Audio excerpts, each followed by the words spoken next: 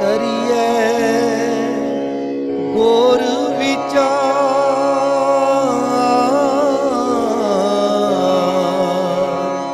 ਨਾਨਕ ਬੇੜੀ ਸੱਚ ਕੀ ਤਰੀਏ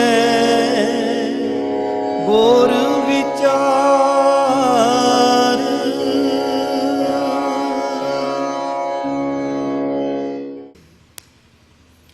ਸਤਨਾਮ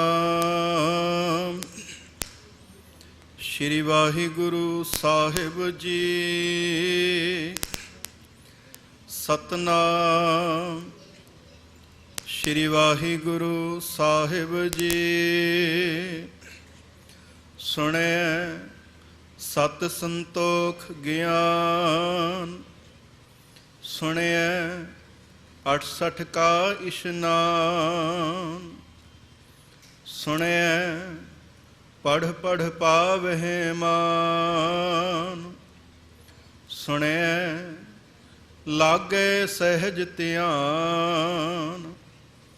ਨਾਨਕ ਭਗਤਾਂ ਸਦਾ ਵਿਗਾਸ, ਸੁਣਿਐ ਦੁਖ ਪਾਪ ਕਾ ਨਾਸ।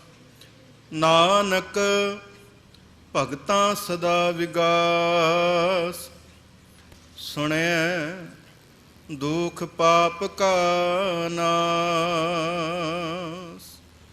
ਵਾਹਿਗੁਰੂ ਜੀ ਕਾ ਖਾਲਸਾ, ਵਾਹਿਗੁਰੂ ਜੀ ਕੀ ਫਤਿਹ। ਜੁਗ ਜੁਗ ਅਟਲ, ਲੋਕ ਪਰਲੋਕ ਦੇ ਰਾਖੇ, ਤਖਤੇ ਚੌਰ ਦੇ ਮਾਲਕ,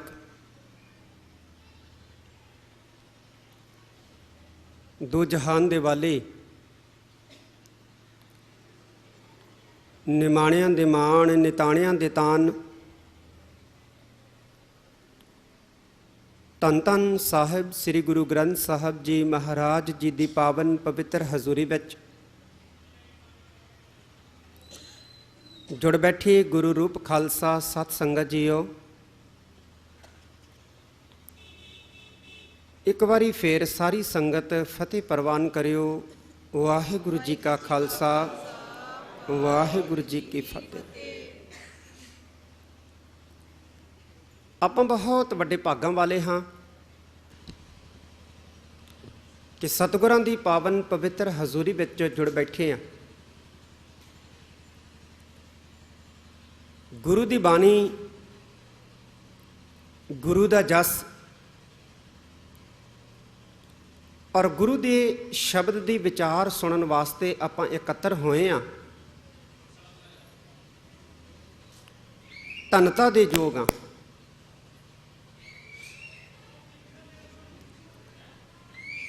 ਧੰਨ ਗੁਰੂ ਗ੍ਰੰਥ ਸਾਹਿਬ ਸੱਚੇ ਪਾਤਸ਼ਾਹ ਜੀ ਦੀ ਚੱਲ ਰਹੀ ਲੜੀਵਾਰ ਗੁਰ ਸ਼ਬਦ ਦੀ ਕਥਾ ਤਹਿਤ ਜਪਜੀ ਸਾਹਿਬ ਦੀ ਜੋ ਪੌੜੀ ਆਪਾਂ ਨੇ ਹੁਣੇ ਸਰਵਣ ਕੀਤੀ ਹੈ, ਇਸੇ ਦੀ ਆਪਾਂ ਨੇ ਅੱਜ ਨਿਸ਼ਚਿਤ ਕੀਤੇ ਹੋਏ ਸਮੇਂ ਅੰਦਰ ਰਹਿ ਕੇ ਔਰ ਅਕਾਲ ਪੁਰਖ ਪਰਮੇਸ਼ਵਰ ਦੀ ਬਖਸ਼ਿਸ਼ ਦੇ ਨਾਲ ਵਿਚਾਰ ਸਾਂਝੀ ਕਰਨੀ ਹੈ। ਗੁਰੂ ਪਿਆਰਿਓ, ਇਹ 4 ਪੌੜੀਆਂ ਨੇ ਜਪਜੀ ਸਾਹਿਬ ਦੀਆਂ, ਜਿਹਦੇ ਵਿੱਚ ਪਾਤਸ਼ਾਹ ਨੇ ਸੁਣਨ ਦਾ ਮਹਾਤਮ ਜਿਹੜਾ ਹੈ ਉਹ ਬਿਆਨ ਕੀਤਾ ਹੈ। ਪਰ ਸੁਣਨਾ ਸੁਰਤ ਜੋੜ ਕੇ। ਅੱਜ ਕੱਲ੍ਹ ਆਪਾਂ ਵੇਖਦੇ ਹਾਂ ਸਿੱਖੀ ਦਾ ਪ੍ਰਚਾਰ ਬਹੁਤ ਹੋ ਰਿਹਾ ਹੈ। ਬੜੇ ਬੜੇ ਗੁਰੂ ਘਰਾਂ ਦੇ ਵਿੱਚ ਕੀਰਤਨੀਏ ਰੋਜ਼ ਕੀਰਤਨ ਕਰਦੇ ਨੇ, ਵੱਡੇ ਵੱਡੇ ਵਿਦਵਾਨ ਕਥਾਵਾਚਕ ਕਥਾ ਕਰਦੇ ਨੇ। ਪਿੰਡਾਂ ਦੇ ਵਿੱਚ, ਕਸਬਿਆਂ ਦੇ ਵਿੱਚ ਬੜੇ ਬੜੇ ਦੀਵਾਨ ਲੱਗਦੇ ਨੇ। ਉਹਨਾਂ ਦੀਵਾਨਾਂ ਦੇ ਵਿੱਚ ਕਈ ਵਾਰ ਲੱਖਾਂ ਦੀ ਤਾਦਾਦ ਵਿੱਚ ਸੰਗਤਾਂ ਜਿਹੜੀਆਂ ਨੇ ਉਹ ਹਾਜ਼ਰ ਹੁੰਦੀਆਂ ਨੇ ਸੁਣਨ ਵਾਸਤੇ, ਸੁਣਦੀਆਂ ਨੇ, ਵਾਹ ਵਾਹ ਵੀ ਕਰਦੀਆਂ ਨੇ, ਪਰ ਜਦੋਂ ਗੁਰੂ ਘਰ ਦੀ ਦਹਲੀਜ਼ ਤੋਂ ਬਾਹਰ ਹੁੰਦੀਆਂ ਨੇ ਤੇ ਬਹੁਤ ਘੱਟ ਚੇਤਿਆਂ ਵਿੱਚ ਰਹਿੰਦਾ ਕਿ ਕੀ ਸੁਣਿਆ। ਭੁੱਲ ਬਹੁਤ ਆ ਜਾਂਦਾ। ਇਹੋ ਕਾਰਨ ਹੈ ਕਿ ਇੰਨਾ ਪ੍ਰਚਾਰ ਹੋਣ ਦੇ ਬਾਵਜੂਦ ਵੀ ਸਿੱਖੀ ਪ੍ਰਤੀ ਚੇਤਨਾ ਜਿਹੜੀ ਹੈ ਉਹ ਇੰਨੀ ਪ੍ਰਗਟ ਨਹੀਂ ਹੋ ਰਹੀ ਜਿੰਨੀ ਹੋਣੀ ਚਾਹੀਦੀ ਸੀ। ਅਸੀਂ ਕਥਾ ਕੀਰਤਨ ਸੁਣਨਾ ਜਿਹੜਾ ਨਾ, ਇਹਨੂੰ ਕੰਨ ਰਸ ਤੱਕ ਸੀਮਤ ਕਰ ਲਿਆ। ਸਮੱਸਿਆ ਹੈ, ਵਿਡੰਬਨਾ ਹੈ ਕਿ ਅਸੀਂ ਕਥਾ ਕੀਰਤਨ ਸੁਣਨ ਨੂੰ ਕੰਨ ਰਸ ਤੱਕ ਜਿਹੜਾ ਹੈ ਉਹ ਸੀਮਤ ਕਰ ਲਿਆ। ਮਹਾਰਾਜ ਧੰਨ ਗੁਰੂ ਨਾਨਕ ਪਾਤਸ਼ਾਹ ਦੱਸਦੇ ਹੈ ਕਿ ਸੁਣਨ ਦਾ ਮਹਾਤਮ ਬਹੁਤ ਹੈ। ਜਿਹੜਾ ਸੁਣਦਾ ਹੈ ਉਹ ਉਸ ਪਦਵੀ ਦੇ ਉੱਤੇ ਪਹੁੰਚ ਜਾਂਦਾ ਹੈ ਜਿਸ ਪਦਵੀ ਦੇ ਉੱਤੇ ਈਸ਼ਵਰ ਮੰਨਿਆ ਗਿਆ, ਜਿਸ ਪਦਵੀ ਦਾ ਧਾਰਨੀ ਇੰਦਰ ਮੰਨਿਆ ਗਿਆ। ਮਾੜੇ ਤੋਂ ਮਾੜਾ ਜਿਹੜਾ ਹੈ ਉਹ ਵੀ ਪਰਮੇਸ਼ਵਰ ਦੀ ਸਿਫਤ ਸਲਾਹ ਸੁਣ ਕੇ ਚੰਗਾ ਬਣ ਜਾਂਦਾ ਹੈ।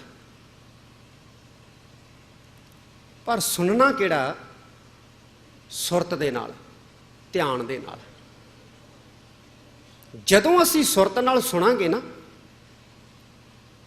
ਫਿਰ ਸੁਣਿਆ ਜਿਹੜਾ ਹੈ ਉਹ ਸਾਡੀ ਸਮਝ ਦੇ ਵਿੱਚ ਪਵੇਗਾ, ਸਾਡੀ ਸੋਚ ਦੇ ਵਿੱਚ ਆਵੇਗਾ ਤੇ ਅਸੀਂ ਕਦੇ ਭੁੱਲਾਂਗੇ ਨਹੀਂ ਉਹਨੂੰ।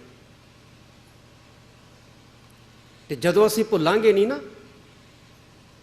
ਤੇ ਫਿਰ ਜਿਹੜੀ ਚੀਜ਼ ਸਾਡੇ ਯਾਦ ਰਹੂਗੀ ਉਹ ਸਾਡੇ ਅਮਲੀ ਜੀਵਨ ਦਾ ਹਿੱਸਾ ਵੀ ਬਣਨੀ ਸ਼ੁਰੂ ਹੋ ਜਾਊਗੀ। ਜਦੋਂ ਸਾਡੇ ਯਾਦ ਰਹੂਗੀ। ਬਾਣੀ ਸਾਨੂੰ ਕਹਿੰਦੀ ਹੈ ਕ੍ਰੋਧ ਜਿਹੜਾ ਹੈ ਇਹ ਬਹੁਤ ਮਾੜਾ ਹੈ, ਲੋਭ ਬਹੁਤ ਮਾੜਾ ਹੈ, ਹੰਕਾਰ ਬਹੁਤ ਮਾੜਾ ਹੈ, ਕਾਮ ਬਹੁਤ ਮਾੜਾ ਹੈ, ਮੋਹ ਬਹੁਤ ਮਾੜਾ ਹੈ। ਅਸੀਂ ਕਾਮ, ਕ੍ਰੋਧ, ਲੋਭ, ਮੋਹ, ਅਹੰਕਾਰ ਆਦਿਕ ਵਿਸ਼ਿਆਂ ਬਾਰੇ ਬਹੁਤ ਕੁਝ ਬਾਣੀ ਦੀ ਵਿਚਾਰ ਦੌਰਾਨ ਸੁਣਦੇ ਵੀ ਹਾਂ, ਪਰ ਸਾਡੇ ਚੇਤਿਆਂ ਚੋਂ ਨਿਕਲ ਜਾਂਦਾ। ਇਸ ਕਾਰਨ ਜਦੋਂ ਕ੍ਰੋਧ ਆਉਂਦਾ ਹੈ ਤੇ ਅਸੀਂ ਕਾਬੂ ਨਹੀਂ ਕਰ ਪਾਉਂਦੇ।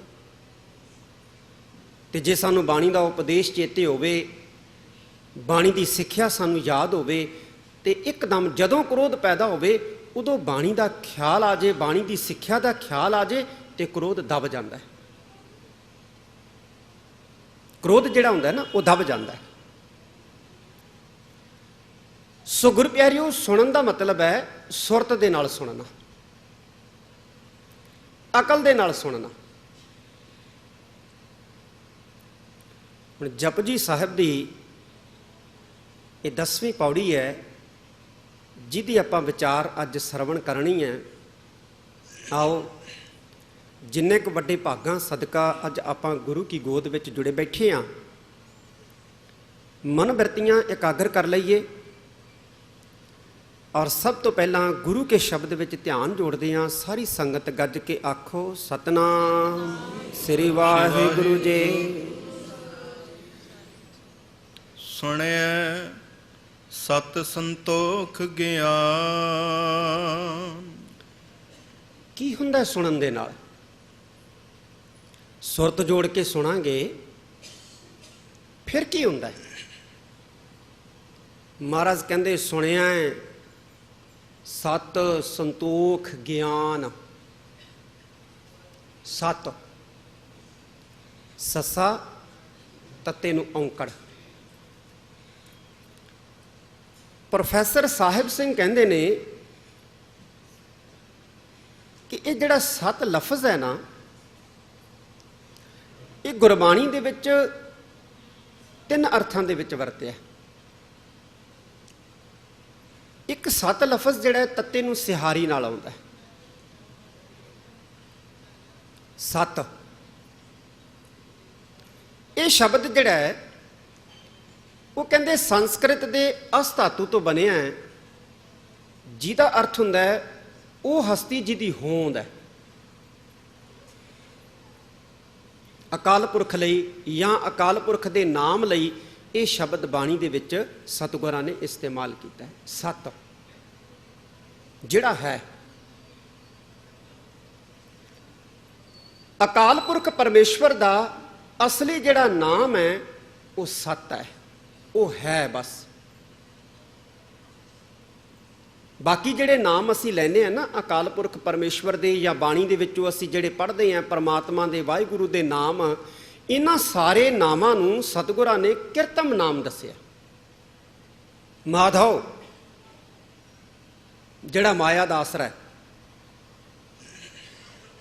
ਇਸੇ ਤਰ੍ਹਾਂ ਰਹੀਮ ਜਿਹੜਾ ਰਹਿਮਤ ਕਰਦਾ, ਪਾਰ ਬ੍ਰਹਮ ਉਹ ਬ੍ਰਹਮ ਜੀ ਦਾ ਪਾਰ ਨਹੀਂ ਪਾਇਆ ਜਾ ਸਕਦਾ, ਗੋਪਾਲ ਜਿਹੜਾ ਸ੍ਰਿਸ਼ਟੀ ਨੂੰ ਪਾਲਦਾ ਹੈ, ਗੋਬਿੰਦ ਜਿਹੜਾ ਸ੍ਰਿਸ਼ਟੀ ਨੂੰ ਪੈਦਾ ਕਰਦਾ ਹੈ। ਇਹ ਜਿੰਨੇ ਨਾਮ ਹੈ ਨਾ, ਇਹ ਸਾਰੇ ਦੇ ਸਾਰੇ ਵਾਹਿਗੁਰੂ ਦੇ ਇੱਕ ਗੁਣ ਦੀ ਪ੍ਰਤੀਨਿਧਤਾ ਕਰਦੇ ਆ। ਜਿਵੇਂ ਰਾਮ ਹੈ, ਇਹਦਾ ਮਤਲਬ ਹੈ ਜਿਹੜਾ ਸੰਸਾਰ ਦੇ ਵਿੱਚ ਵਿਆਪਕ ਹੈ, ਇੱਕ ਗੁਣ ਦੀ ਪ੍ਰਤੀਨਿਧਤਾ ਕਰਦਾ। ਮਹਾਰਾਜ ਕਹਿੰਦੇ ਨੇ ਕਿਰਤਮ ਨਾਮ ਕਥੇ ਤੇਰੇ ਜਿਹਬਾ, ਸਤ ਨਾਮ ਤੇਰਾ ਪਰਾਪੂਰਬਲਾ। ਆ ਜਿਹੜੀ ਜ਼ੁਬਾਨ ਪਰਮੇਸ਼ਵਰ ਦੇ ਨਾਮ ਲੈਂਦੀ ਹੈ ਨਾ, ਕਹਿੰਦੇ ਤਾਂ ਸਾਰੇ ਦੇ ਸਾਰੇ ਕਿਰਤਮ ਨਾਮ ਹੈ। ਕਹਿੰਦੇ ਤੇਰਾ ਪਰਾਪੂਰਬਲਾ ਨਾਮ ਜਿਹੜਾ ਨਾ ਉਹ ਤਾਂ ਸਤ ਹੀ ਹੈ। ਵਾਹਿਗੁਰੂ ਦੀ ਹਸਤੀ ਤਾਂ ਗੁਰੂ ਪਿਆਰਿਓ ਬਹੁਤ ਵੱਡੀ ਹੈ। ਕਿਸੇ ਇਨਸਾਨ ਨੂੰ ਪੁੱਛੋ ਵੀ ਭਾਈ ਪੁਰਖਾ ਤੇਰਾ ਨਾਂ ਕੀ ਹੈ, ਜਾਂ ਪੁੱਛੋ ਕਿ ਭਾਈ ਪੁਰਖਾ ਤੂੰ ਹੈ ਕੌਣ,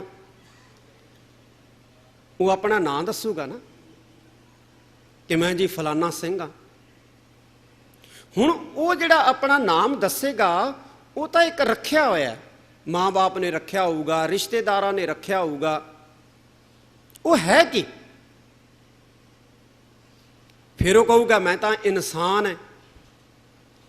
ਇਨਸਾਨ ਵੀ ਇੱਕ ਨਾਮ ਹੈ। ਕੋਈ ਮਨੁੱਖ ਕਹਿ ਦਿੰਦਾ ਹੈ, ਕੋਈ ਇਨਸਾਨ ਕਹਿ ਦਿੰਦਾ ਹੈ, ਕੋਈ ਮੈਨ ਕਹਿ ਦਿੰਦਾ ਹੈ, ਕੋਈ ਬੰਦਾ ਕਹਿ ਦਿੰਦਾ ਹੈ, ਕੋਈ ਆਦਮੀ ਕਹਿ ਦਿੰਦਾ। ਇਹ ਸਾਰੇ ਵੱਖਰੀਆਂ ਵੱਖਰੀਆਂ ਬੋਲੀਆਂ ਦੇ ਵਿੱਚ, ਵੱਖਰੀਆਂ ਵੱਖਰੀਆਂ ਭਾਸ਼ਾਵਾਂ ਦੇ ਵਿੱਚ ਰੱਖੇ ਗਏ ਨਾਮ ਹੈ। ਅਸਲ ਦੇ ਵਿੱਚ ਤੂੰ ਹੈ ਕੀ? ਕੀ ਹੈ ਤੂੰ? ਬੰਦਾ ਕਹਿੰਦਾ ਮੈਂ ਜੀਵ ਹਾਂ। ਜੀਵ ਵੀ ਇੱਕ ਨਾਮ ਹੈ, ਆਤਮਾ ਵੀ ਇੱਕ ਨਾਮ ਹੈ, ਸਰੀਰ ਵੀ ਇੱਕ ਨਾਮ ਹੈ। ਕਈ ਵਾਰੀ ਦੇਖਿਆ ਗੁਰੂ ਪਿਆਰਿਓ,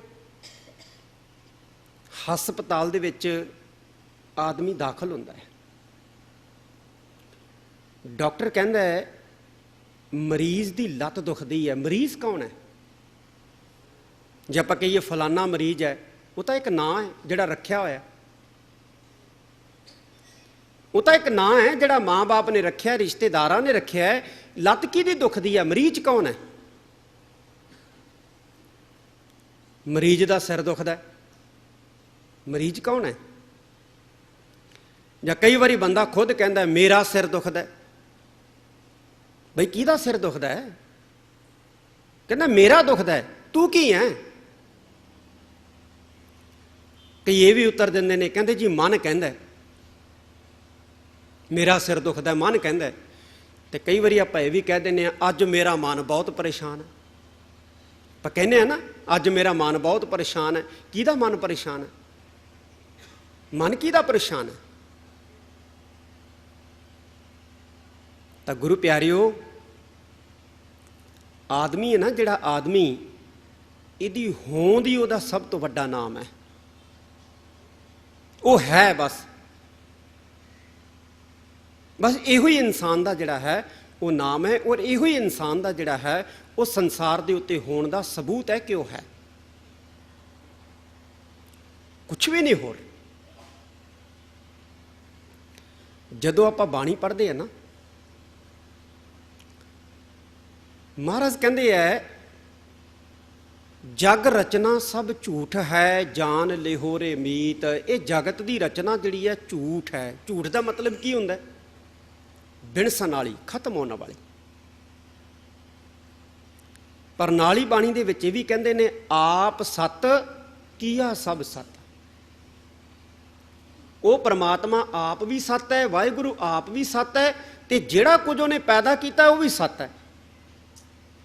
ਫਿਰ ਸੰਸਾਰ ਵੀ ਉਹਨੇ ਪੈਦਾ ਕੀਤਾ ਹੈ, ਸੰਸਾਰ ਵੀ ਸੱਤ ਹੈ। ਸੰਸਾਰ ਪਰਮਾਤਮਾ ਦਾ ਪੈਦਾ ਕੀਤਾ ਹੈ, ਫਿਰ ਸੰਸਾਰ ਵੀ ਸੱਤ ਹੈ।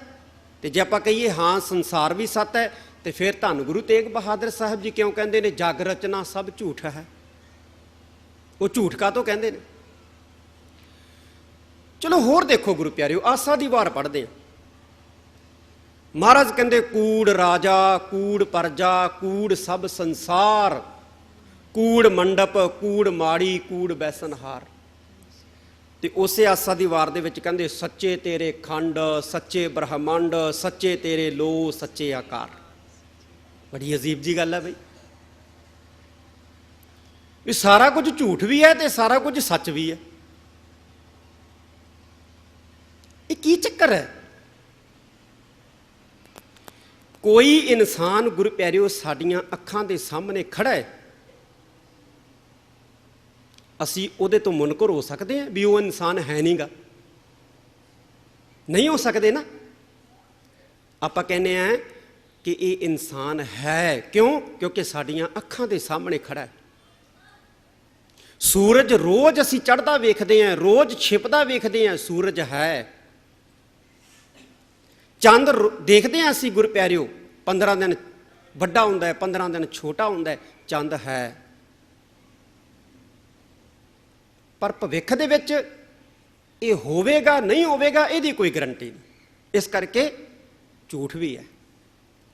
ਬੰਦਾ ਸਾਡੀਆਂ ਅੱਖਾਂ ਦੇ ਸਾਹਮਣੇ ਖੜਾ ਹੈ, ਸੱਚ ਹੈ, ਲੇਕਿਨ 1 ਮਿੰਟ ਬਾਅਦ 2 ਮਿੰਟ ਬਾਅਦ ਉਹ ਹੋਵੇਗਾ, ਇਸ ਗੱਲ ਦੀ ਕੋਈ ਗਰੰਟੀ ਨਹੀਂ। ਇਸ ਕਰਕੇ ਉਹ ਇਨਸਾਨ ਝੂਠ ਵੀ ਹੈ।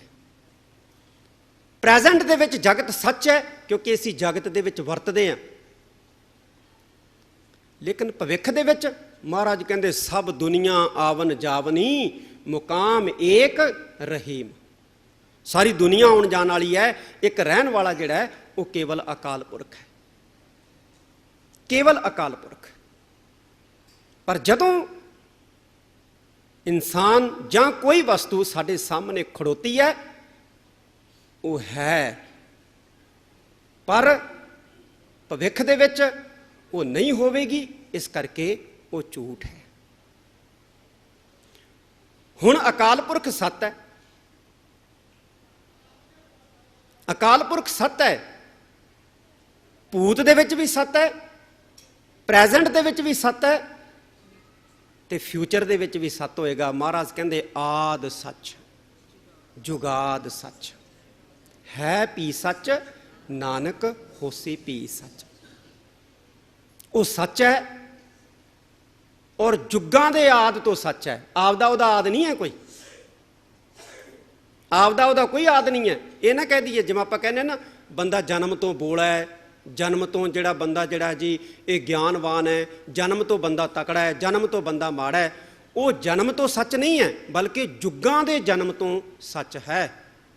ਆਪਦਾ ਉਹਦਾ ਕੋਈ ਆਦ ਨਹੀਂ ਹੈ, ਕਿ ਜੇ ਪਰਮਾਤਮਾ ਦਾ ਆਪਾਂ ਆਦ ਮੰਨ ਲਿਆ ਨਾ, ਫਿਰ ਅੰਤ ਵੀ ਮੰਨਣਾ ਪਊਗਾ। ਵਾਹਿਗੁਰੂ ਦਾ ਨਾ ਆਦ ਹੈ ਨਾ ਅੰਤ ਹੈ, ਉਹ ਬੇਅੰਤ ਹੈ, ਬੇਅੰਤ, ਉਹਦਾ ਕੋਈ ਪਾਰ ਨਹੀਂ ਪਾ ਸਕਦਾ। ਪੁਰਾਣਾਂ ਦੀਆਂ ਕਹਾਣੀਆਂ ਕਹਿੰਦੀਆਂ ਕਿ ਇੱਕ ਰਿਸ਼ੀ ਹੋਇਆ ਜਿਹਦਾ ਨਾਂ ਸੀ ਅਗਸਤ ਮੁਨੀ। ਕਹਿੰਦੇ ਉਹ ਚੂਲੀ ਨਾਲ ਸਮੁੰਦਰ ਪੀ ਗਿਆ, ਚੂਲੀ ਦੇ ਨਾਲ ਸਮੁੰਦਰ ਪੀ ਗਿਆ। ਪੁਰਾਣਾਂ ਦੀਆਂ ਕਹਾਣੀਆਂ ਕਹਿੰਦੀਆਂ। ਤੇ ਇੱਕ ਬਚਨ ਅਸੀਂ 10ਵੇਂ ਪਾਤਸ਼ਾਹ ਦਾ ਪੜ੍ਹਦੇ ਹਾਂ, ਉਹ ਕਹਿੰਦੇ ਅਗਸਤ ਆਦ ਜੇ ਬੜੇ ਬੜੇ ਤਪਸਤਪੀ ਬਸੇਖੀ ਹੈ, ਬੇਅੰਤ ਬੇਅੰਤ ਬੇਅੰਤ ਕੋ ਕਰੰਤ ਪਾਠ ਪੇਖੀ ਹੈ।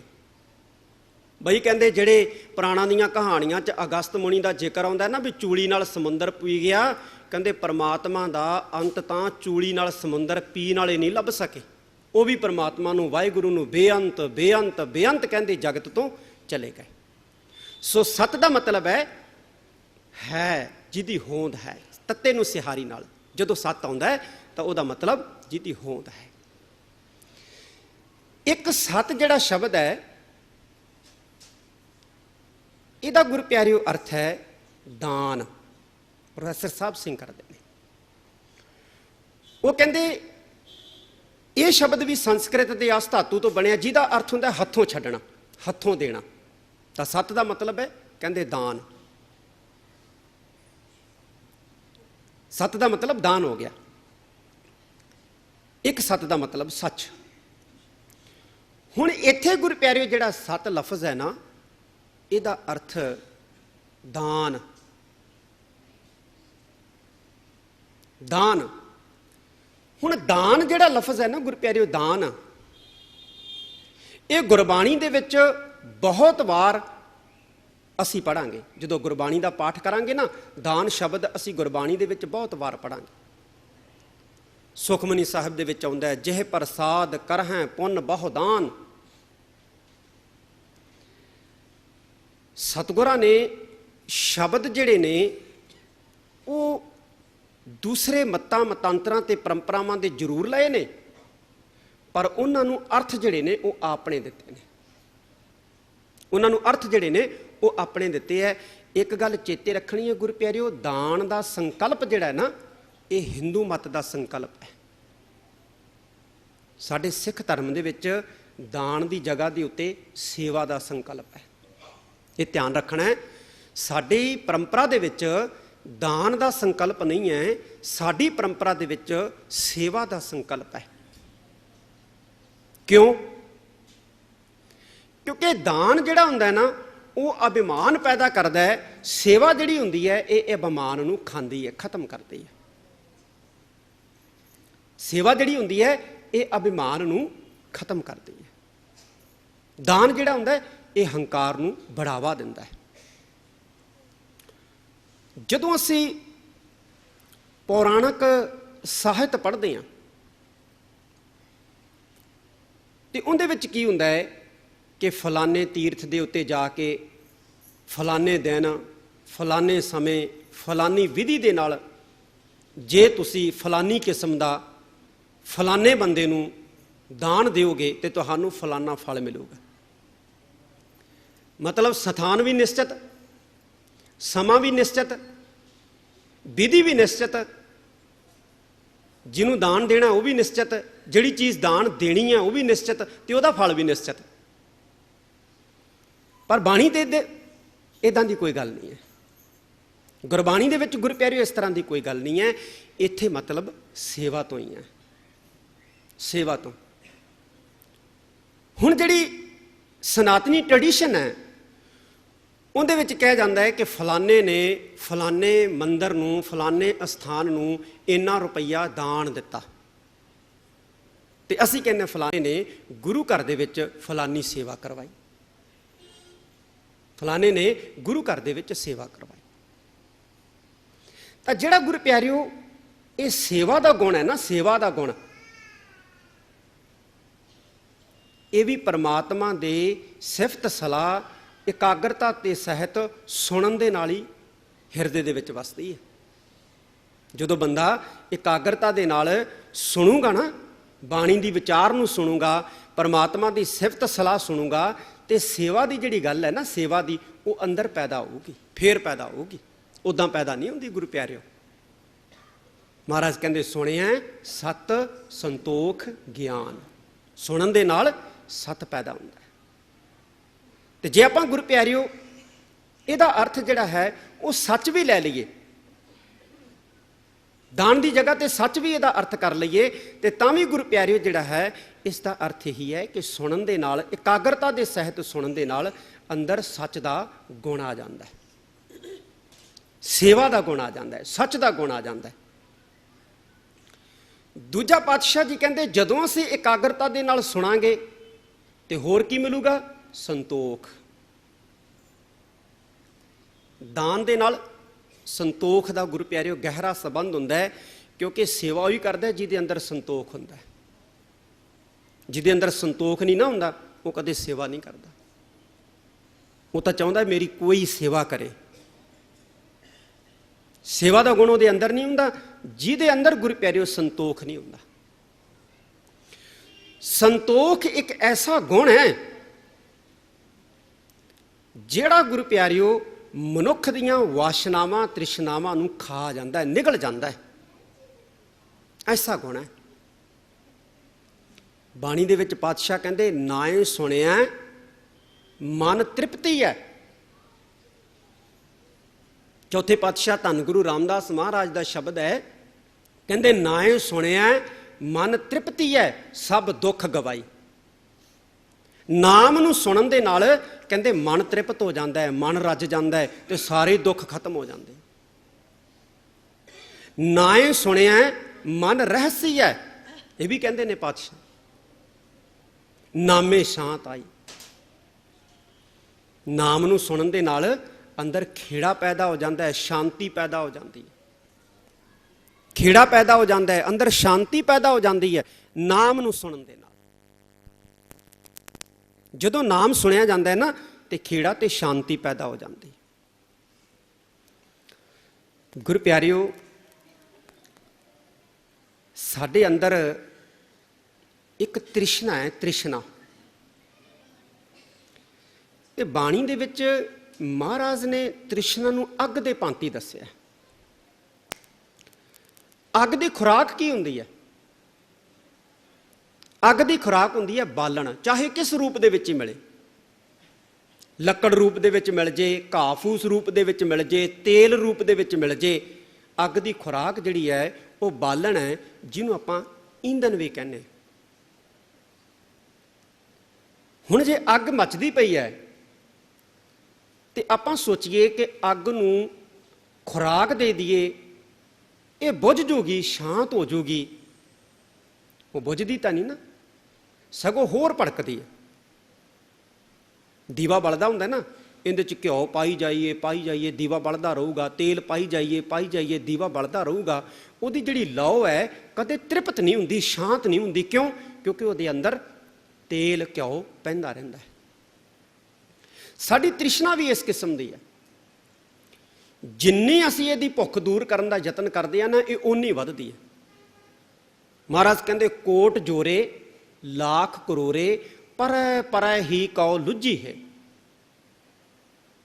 ਬੰਦਾ 1000 ਦੀ ਰੁਚੀ ਰੱਖਦਾ ਹੈ, 1000 ਮਿਲ ਜਾਂਦਾ ਹੈ। 10,000 ਦੀ ਰੁਚੀ ਪੈਦਾ ਹੁੰਦੀ ਹੈ, ਉਹ ਵੀ ਮਿਲ ਜਾਂਦਾ ਹੈ। 10 ਲੱਖ ਦੀ ਰੁਚੀ ਪੈਦਾ ਹੋ ਜਾਂਦੀ ਹੈ, ਉਹ ਵੀ ਮਿਲ ਜਾਂਦਾ ਹੈ। ਫਿਰ 10 ਕਰੋੜ।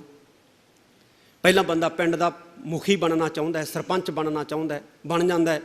ਫਿਰ ਕਹਿੰਦਾ ਨਹੀਂ ਘੱਟ ਹੈ, MLA ਬਣ ਜਾ, ਉਹ ਵੀ ਬਣ ਜਾਂਦਾ ਹੈ। ਫਿਰ ਕਹਿੰਦਾ ਨਹੀਂ ਸਬਰ ਨਹੀਂ ਹੈ, ਕੋਈ ਮਿਨਿਸਟਰੀ ਮਿਲ ਜੇ, ਉਹ ਵੀ ਮਿਲ ਜਾਂਦੀ ਹੈ। ਫਿਰ ਬੰਦਾ ਕਹਿੰਦਾ ਚੀਫ ਮਿਨਿਸਟਰੀ ਬਣ ਜਾ, ਉਹ ਵੀ ਬਣ ਜਾਂਦਾ। ਫਿਰ ਕਹਿੰਦਾ ਪ੍ਰਧਾਨ ਮੰਤਰੀ ਬਣ ਜਾ। ਕਦੇ ਵੀ ਗੁਰੂ ਪਿਆਰਿਓ ਤ੍ਰਿਸ਼ਨਾ ਖਤਮ ਨਹੀਂ ਹੁੰਦੀ। ਮਹਾਰਾਜ ਕਹਿੰਦੇ ਨੇ ਤ੍ਰਿਸ਼ਨਾ ਬੁਝੈ ਹਰਿ ਕੈ ਨਾਮ। ਪਰਮਾਤਮਾ ਦੇ ਨਾਮ ਦੇ ਨਾਲ ਇਹ ਤ੍ਰਿਸ਼ਨਾ ਬੁਝ ਜਾਂਦੀ ਹੈ। ਜਦੋਂ ਤ੍ਰਿਸ਼ਨਾ ਬੁਝਦੀ ਹੈ ਤੇ ਫਿਰ ਕੀ ਪੈਦਾ ਹੁੰਦਾ ਹੈ? ਤ੍ਰਿਸ਼ਨਾ ਦੀ ਜਗ੍ਹਾ ਦੇ ਉੱਤੇ ਕੀ ਪੈਦਾ ਹੁੰਦਾ ਹੈ? ਤ੍ਰਿਸ਼ਨਾ ਦੀ ਜਗ੍ਹਾ ਦੇ ਉੱਤੇ ਜਿਹੜੀ ਚੀਜ਼ ਪੈਦਾ ਹੁੰਦੀ ਹੈ ਨਾ, ਉਹਨੂੰ ਕਹਿੰਦੇ ਆ ਸੰਤੋਖ। ਜਦੋਂ ਤ੍ਰਿਸ਼ਨਾ ਖਤਮ ਹੋ ਜਾਂਦੀ, ਬਸ ਇਹ ਸਮਝ ਲਓ ਵੀ ਜਿਹੜੀ ਤਾਂ ਤ੍ਰਿਸ਼ਨਾ ਹੈ ਇਹ ਤਾਂ ਹਨੇਰਾ ਹੈ, ਤੇ ਜਿਹੜਾ ਸੰਤੋਖ ਹੈ ਇਹ ਰੌਸ਼ਨੀ। ਜਦੋਂ ਸੰਤੋਖ ਆ ਜਾਂਦਾ ਹੈ ਤ੍ਰਿਸ਼ਨਾ ਭੱਜ ਜਾਂਦੀ। ਜਦੋਂ ਸੰਤੋਖ ਆ ਜਾਂਦਾ ਨਾ, ਜਦੋਂ ਲਾਈਟ ਆ ਜਾਂਦੀ ਹੈ ਹਨੇਰਾ ਭੱਜ ਜਾਂਦਾ। ਦੋਵੇਂ ਇਕੱਠੇ ਤਾਂ ਰਹਿੰਦੇ ਨਹੀਂ, ਜਿਵੇਂ ਨਾਮ ਤੇ ਹਉਮੈ ਇਕੱਠੇ ਨਹੀਂ ਨਾ ਰਹਿੰਦੇ। ਬਾਣੀ 'ਚ ਆਉਂਦਾ ਨਾ ਬਚਨ ਕਿ ਹਉਮੈ ਦਾ ਤੇ ਨਾਮ ਦਾ ਵਿਰੋਧ ਹੈ।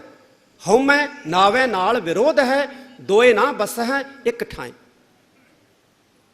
ਜਿਵੇਂ ਹਨੇਰਾ ਤੇ ਚਾਨਣ ਕਦੇ ਇਕੱਠੇ ਨਹੀਂ ਨਾ ਹੁੰਦੇ। ਜੇ ਹਨੇਰਾ ਹੈ ਤੇ ਸਮਝੋ ਰੌਸ਼ਨੀ ਨਹੀਂ ਹੈ, ਜੇ ਰੌਸ਼ਨੀ ਆ ਗਈ ਤੇ ਫਿਰ ਹਨੇਰਾ ਨਹੀਂ ਹੈ। ਉਵੇਂ ਸੰਤੋਖ ਤੇ ਤ੍ਰਿਸ਼ਨਾ ਇਹ ਕਦੇ ਇਕੱਠੇ ਨਹੀਂ ਹੁੰਦੇ। ਤਰੀਏ ਗੁਰ ਵਿਚਾਰ